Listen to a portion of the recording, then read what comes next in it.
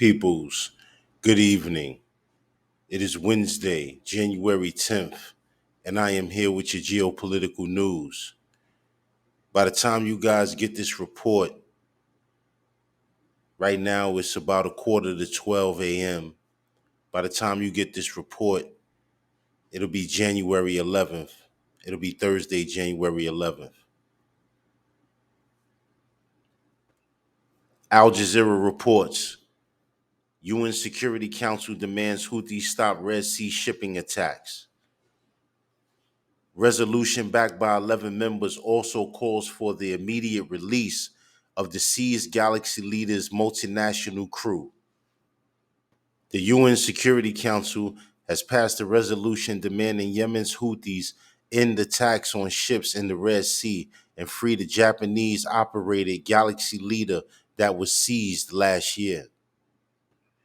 11 members of the council voted on Wednesday for the measure calling on the Iran-aligned Houthis to immediately cease all attacks, which impede global commerce and navigational rights and freedoms as well as regional peace.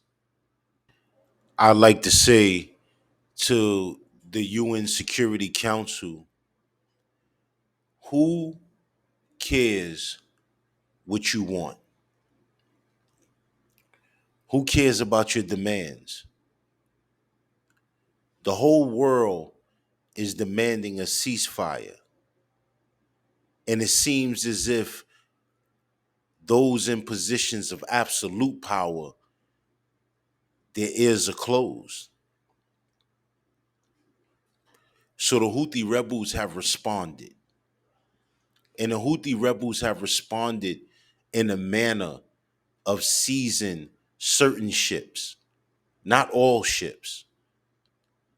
They've only seized certain ships as it relates to the conflict that's going on with Israel and Palestine. So the Houthi rebels have taken the position of, if you're going to continue to kill, bomb innocent civilians, if you're going to continue to do such a thing, then the Houthi rebels have responded by trying to effectively damage your economy. And so the cargo ships that's going in and out of the Red Sea, some of them en route to Israel and some of them coming from Israel, why wouldn't the Houthi rebels respond? If they absolutely believe that they're doing something that will entail at least curb or at least deter Israel from continuing to do what it's been doing, then why wouldn't they take the opportunity? And so in this situation, I really believe that the Houthi rebels are standing on the right side of history. And I don't believe that the United States is standing on the right side of history in this moment, because the United States have chosen to support Israel unconditionally, and that unconditional support has resulted in the deaths of so many. And so it's become very problematic, especially in the United States of America, where you have so many people that are outraged. There are so many outcries. There's so there's so many people that are protesting in the streets in so many different states of America, and they all want it to stop. There has to be another way for you to figure out how to get to the end goal. If the end goal was truly about capturing, killing Hamas, then why haven't you done such? Why is it that 90% of the death toll inside of Gaza is civilians? So you mean to tell me, in which was quoted from the Israeli uh, government as being one of the most moral militaries on the planet Earth, you mean to tell me that you can't even attack an enemy? You don't have the wherewithal, you don't have the technology to be able to attack an enemy and not and not have casualties, or at least have the casualties be lower than the enemy death toll? It doesn't make any sense. And for those of us that are intellectuals, for those of us that actually have a brain and we think and we're able to connect the dots, it very well doesn't make any sense at all. In other geopolitical news, Al Jazeera reports any U.S. attack on Yemen's Houthis will not go without response. The Houthis leader says any U.S. attack will trigger a greater response as the group steps up attacks on commercial vessels in the Red Sea in protest against Israel's war in Gaza.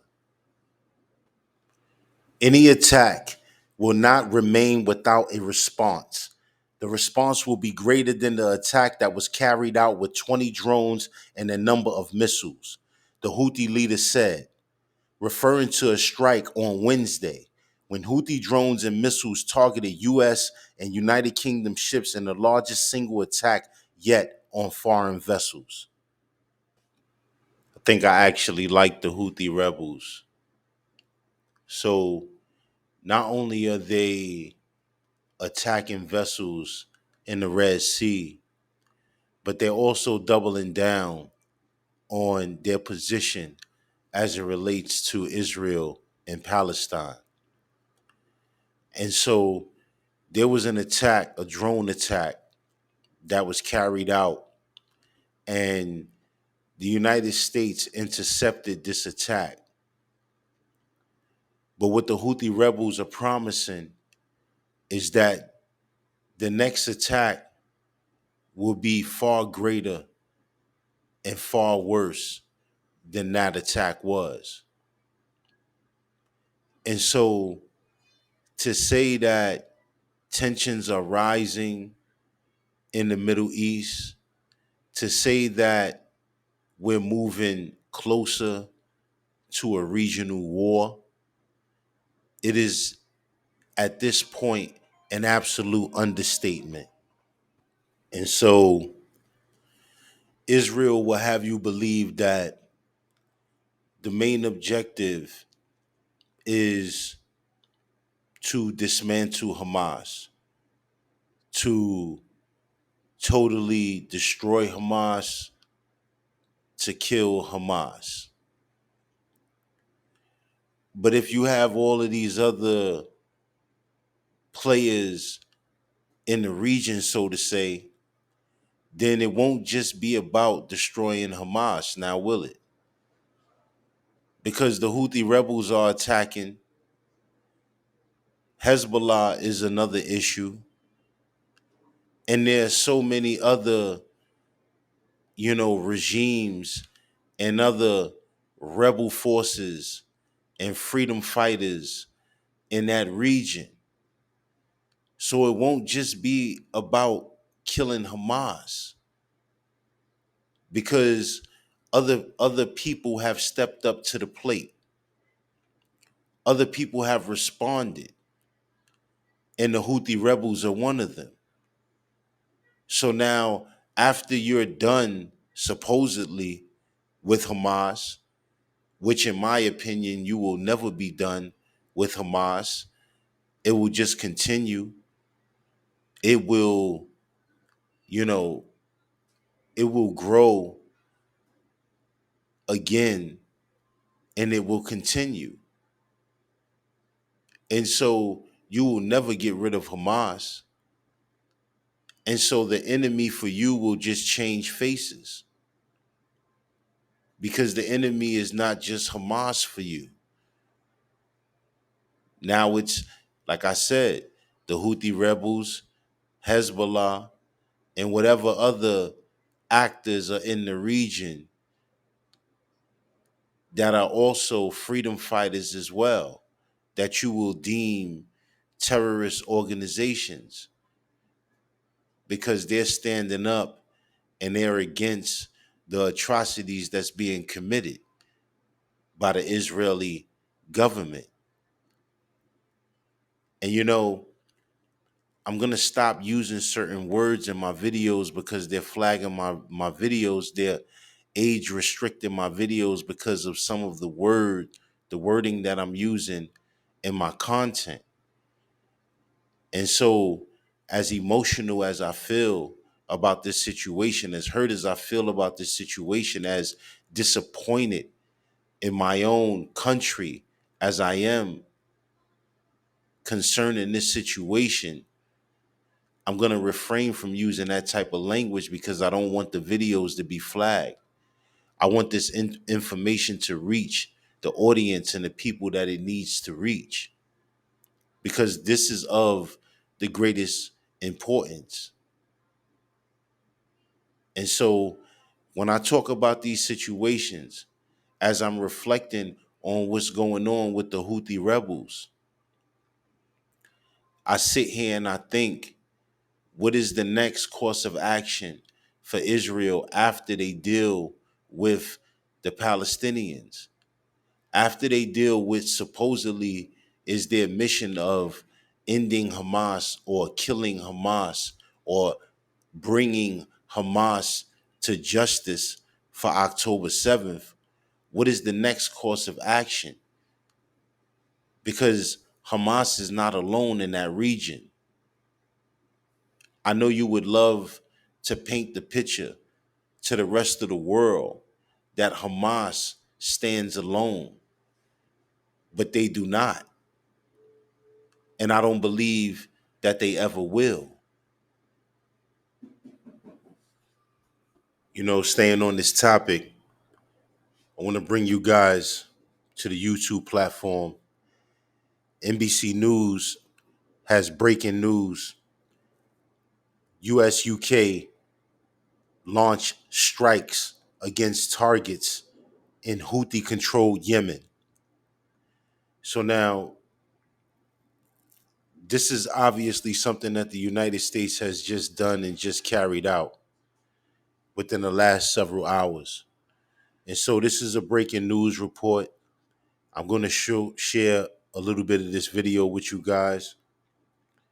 As I always like to give you guys some context, and then I'll give a brief summary about how I feel afterwards.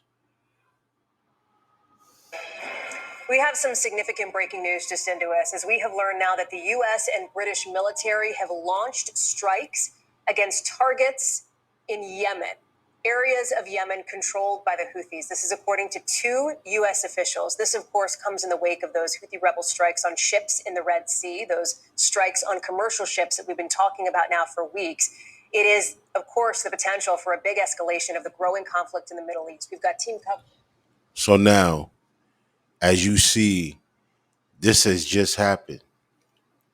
So have we reached the inflection point? Has the United States of America reached the point of no return? Do they feel like this is absolutely warranted for what's been going on in the Red Sea? Because now they just launched attacks on Yemen, which is a clear escalation to this situation. Coverage tonight. I want to start with Gabe Gutierrez, who is live for us at the White House. Gabe, what do we know and where does this go?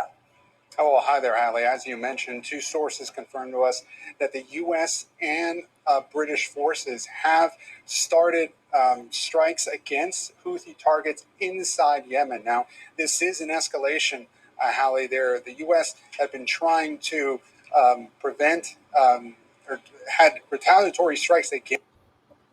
So now this should bring you to the question as to what has changed to make such an event or an action take place.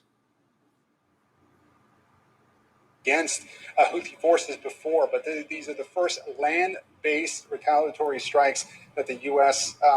Has undergone.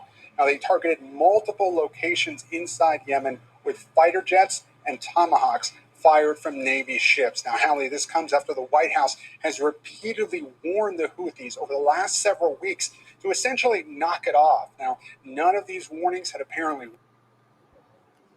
So the United States of America has been warning Yemen and the Houthi rebels to stop the seizure of certain cargo ships in the Red Sea. Obviously, the Houthi rebels have ignored these these warnings.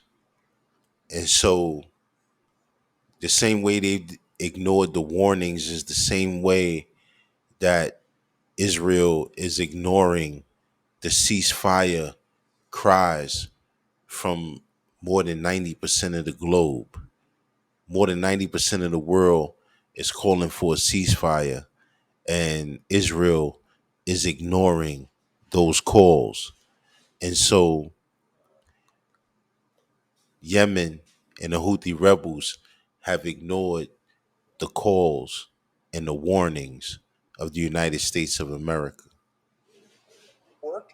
Today, the Iranian Navy seized an oil tanker off the coast of Oman, raising the stakes here. Of course, the Houthis being backed by Iran, according to the National Security Council here. And so he just made a side note basically saying that Iran seized an oil tanker today. And so that's something that happened in a different part of the very same region. And so you can look at this situation as a direct response, or you can just look at this situation as an escalation. But nonetheless, it is an escalation. But whether it's a direct response to what Iran has just done to the oil tanker, well, we'll never know that. And the U.S. had been considering targeting these land based positions for some time now. The U.S. and the U.K. had already responded by shooting down missiles and drones fired by the Houthis. The U.S. Navy recently sank Houthi boats that had fired on commercial ships. Now, today, Secretary of State Blinken was in Cairo, and he said, I don't think the conflict is escalating, but there are danger points, according to the Secretary of State. But Now, obviously, this is another situation where you can find that the Secretary of State seems to be very detached from the actual reality of the situation. The actual reality of the situation is there's a clear escalation. This is a clear escalation in which you're saying it doesn't seem to be an escalation in the region. And so this is just another instance where these politicians seem to be very disconnected from the actual reality of said conflict. But again, the breaking news there, Hallie, that two U.S. officials confirmed to NBC News that the U.S. and British military have launched strikes against the Houthi militant group inside Yemen for the first time, Hallie. Raf Sanchez, I want to go to you now, live for us in Israel, in Tel Aviv. And Raf, we have talked now for weeks about the potential for a broader regional escalation, particularly after these attacks by Houthis in the Red Sea. We know there have been more than 24 on commercial ships, commercial tankers. This has been an issue that the U.S. and allies around the world have been trying to get a handle on. And so I don't believe that they'll ever be able to get a serious handle on this situation. This situation will escalate into a regional war, in my prediction, in my opinion. And so the reason for this is because the United States is continuing to push forward, not only in their military campaign in the region, but they're continuing to push forward with their unconditional support for Israel. And it's outright disgusting. It's outright pathetic. And so here what you have is the United States and the UK committing an act of war. Why do I say that this is an act of war and what the Houthi rebels are doing in the Red Sea is not an act of war? Well, the Houthi rebels are responding to what I consider to be genocidal war crimes happening in the Gaza Strip. And so I don't consider the Houthi rebels to be committing acts of war. I consider the Houthi rebels to be targeting vessels that actually have anything to do with the United States of America and Israel as it relates to economic relief. And this is being done and only being done because of what continues to happen in Palestine and in the Gaza Strip. So I believe that if Israel stopped what it was doing, then the Houthi rebels would stop what they're doing. And so it's a cause and effect situation. And for anybody to believe that there is no cause and effect to you killing innocent civilians, men, women, children, elderly, if you believe that there is no cause and effect, then you are truly detached from humanity. So right now, staying on the YouTube platform, this is day one. ICJ genocide hearing against Israel. BBC Africa has been covering this story. And so this is day one in the hearings of the case that South Africa has brought against Israel. And so I'm going to play some of the video for you guys so you guys have some context and you understand where we are at in the situation.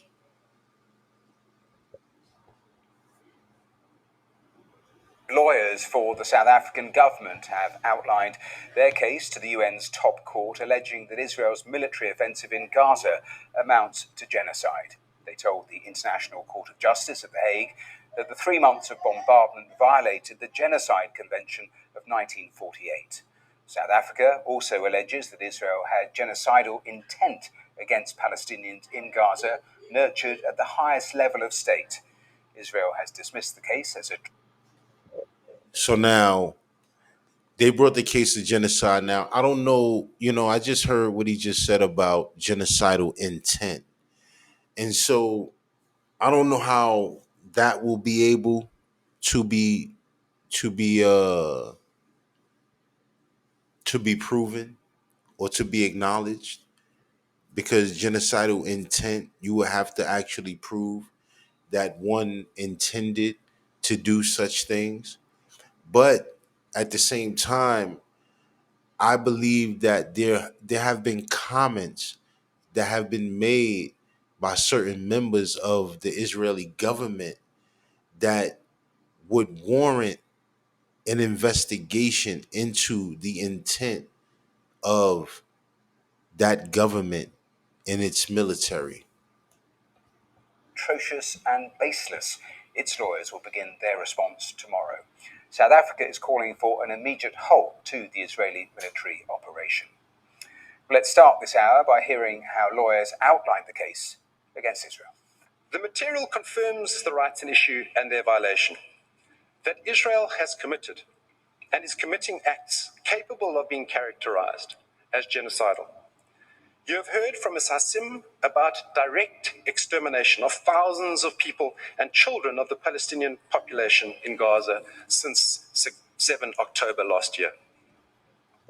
And it's like when you hear that, and anytime that you hear children being killed, it should automatically raise the stakes. It should automatically all bets should be off. Anything that's being done, in my mind, should cease to exist at that point, because children are dying. But you see, the people that are in positions of power in the United States of America and its Western allies, they very well do not feel the same way. They very well do not hold the same sentiment. And South Africa and the world together stand witness to the forced evacuation of over 85% of the population of Gaza from their homes, and the herding of them into ever smaller areas without adequate shelter or medical care to be attacked, killed, and harmed. So, the rights are immediately and urgently in need of protection because of the ongoing denial by Israel of the conditions necessary for life. It is difficult, with respect, to think of a clearer or more abundantly urgent case. Well, that was some of the opening from the lawyers. The heart of these legal proceedings is the threshold for the crime of genocide. Our diplomatic correspondent Paul Adams has been looking at what South African lawyers will actually need to. And so those were basically opening statements by the lawyers, I'm assuming, of South Africa, who has brought this case of genocide to the ICJ.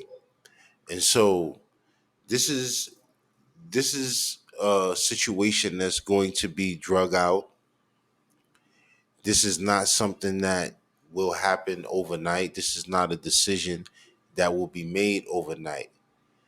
And so, as much as I am proud of South Africa for bringing such a case towards Israel, to Israel, I am also disappointed in the judicial system, because I very well know that this will not be a decision that is made overnight.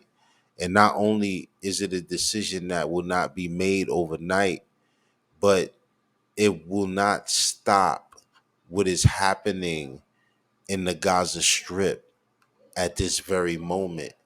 It will not stop anything. Establish. For 3 months, the world has looked on in horror at the scenes from Gaza, the huge numbers of Palestinian civilians killed or forced to move, the sheer level of destruction. South Africa says this is evidence of genocide. Israel says that's an outrageous accusation. According to a 1948 convention, genocide is a crime committed with the intent to destroy a national, ethnic, racial, or religious group, in whole or in part. So now, if you look at that, acts committed with intent to destroy, in whole or in part, a national, ethnical, racial, or religious group. So now, just digest that. Just digest that for a moment. Digest what you're seeing right there. That was placed in the 1948 Genocide Convention,